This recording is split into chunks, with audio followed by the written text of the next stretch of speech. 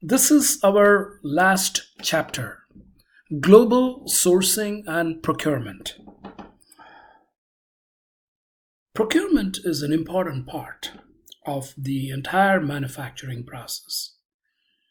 So we spent a lot of time on procurement in from aggregate planning to MRP, the master production scheduling to MRP.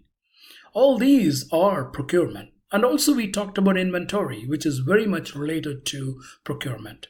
We talked about the Q model as well as the P model, which is related to procurement. So let's look at procurement now on a whole and then say how global sourcing and procurement are done in many companies. We want to learn what is strategic sourcing. We want to see why companies outsource their processes. We want to look at the total cost of ownership. And then let's look at some sourcing performances as well.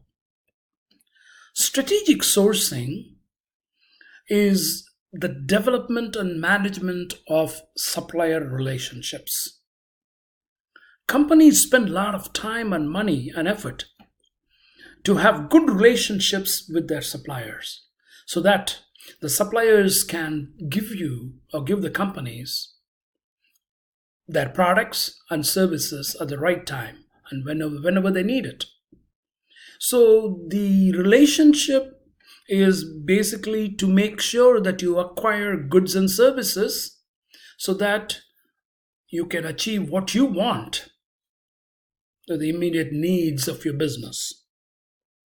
Sourcing was just another name for purchasing in the past. But right now, whenever we think about sourcing, we also think about strategy because we want to not only procure something, we want to procure that in a strategic way.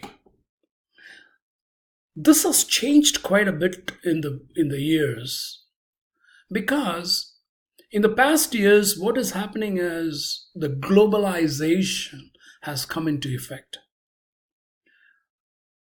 US cannot produce everything and sell everything to itself.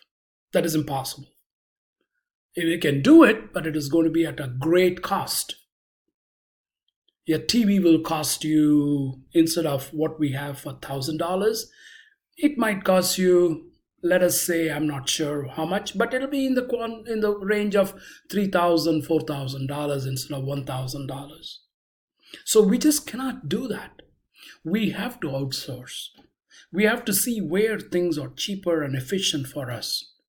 So that is the globalization that we have right now. And so we got to be very strategic in our sourcing as well, in procuring. So the strategic sourcing or strategic procurement or simply strategic buying is of utmost importance to a firm. We look at what is called specificity. Specificity is how common the item is, and in a relative sense, how many substitutes might be available for the item. Okay? So, one way of substitution that you can think about is tea for coffee, that kind of a substitution. But when you want to buy coffee, you're not going to strategically buy tea. You're going to buy coffee in a strategic way from a different country, maybe from Costa Rica instead of Ecuador, or instead of Colombia, or you want to buy Kenyan coffee instead of the Tanzanian coffee, that kind of a thing. That is a specificity, how common items are in a relative sense substituted. That is the specificity that we are looking at. Usually, for purchasing, a request for proposal is given. A request for proposal gives you all the important factors of the procurement. And sometimes procurement can be done in a very effective way using vendor managed inventory. Walmart basically does this vendor managed inventory really well. So let's look at Walmart buying diapers from Procter and Gamble.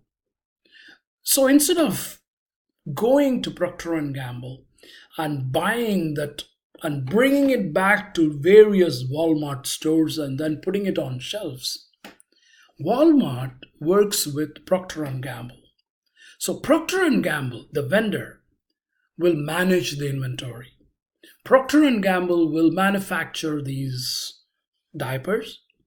They will bring it to every or the warehouses of Walmart and put them in the Walmart warehouses, as well as the vendor will manage the inventory even on the shelving, even on the shelves. So a customer actually allows a supplier to manage the inventory policy for an item or group of items. So the vendor manages the inventory instead of the customer. So this is a very interesting way of looking into efficiency, gaining efficiency, and outsourcing all the activities of inventory. Now, let me make it clear. When I say outsourcing, it need not be outside the country. Outsourcing can be done in the same state, in the same city, in the same county.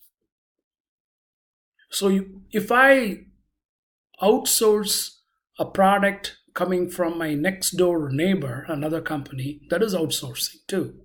So it need not be necessary that it should be coming from outside the country. Outside the country usually is called offshoring. Okay. The design matrix that we have been talking about in every chapter, let's look at it in the purchasing point of view.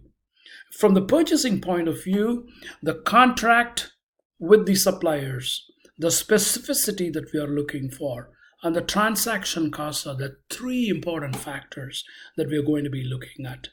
A vendor managed inventory is going to be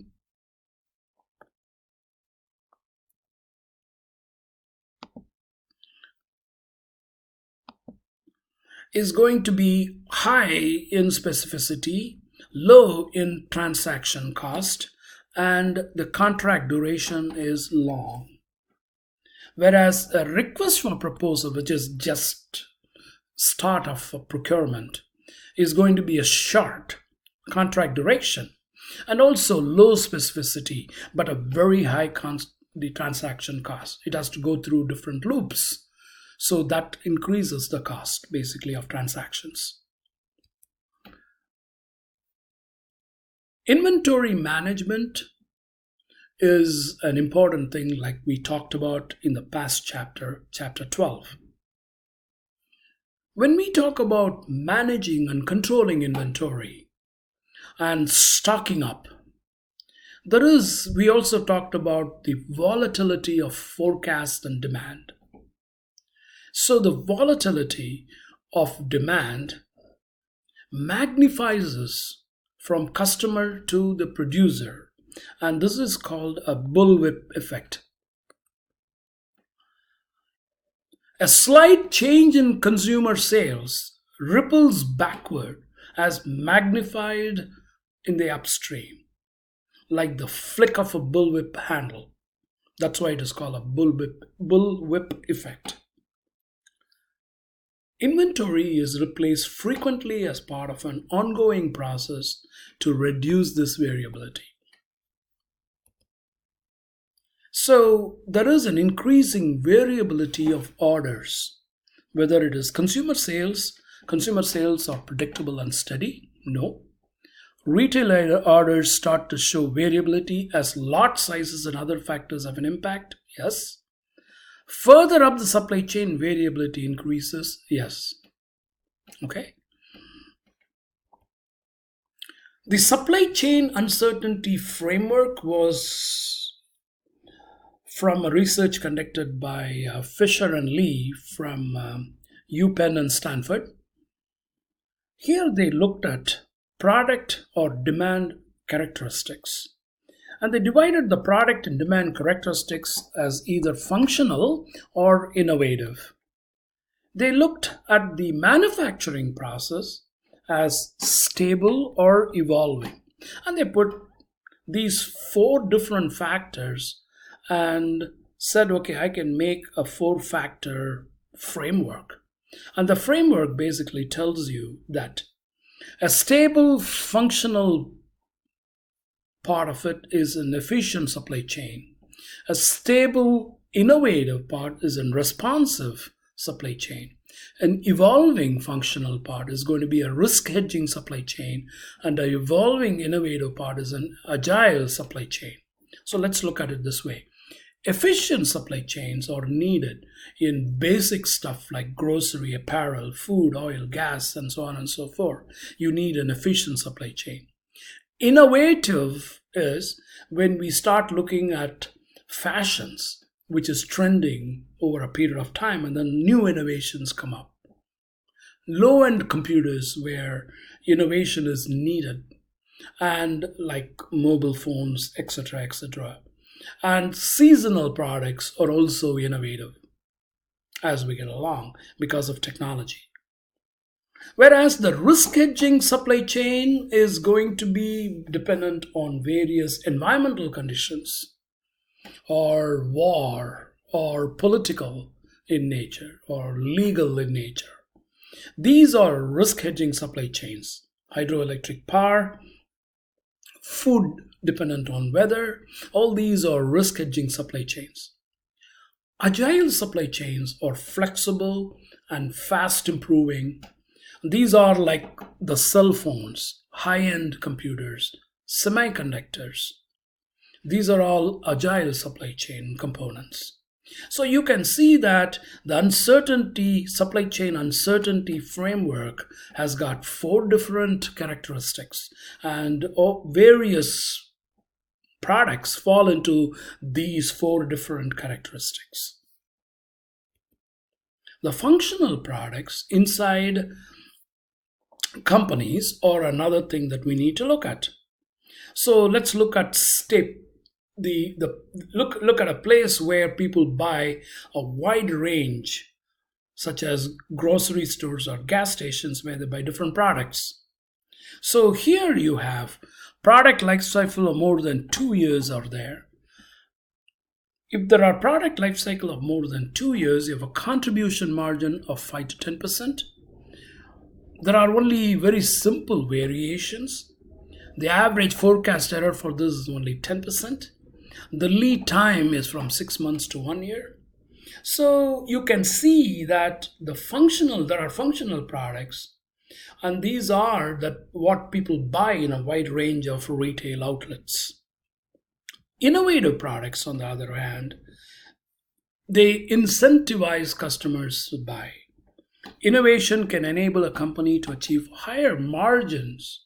So for Apple to produce better and better iPhones, they're going to make various people buy some over and over again, the newer cell phones.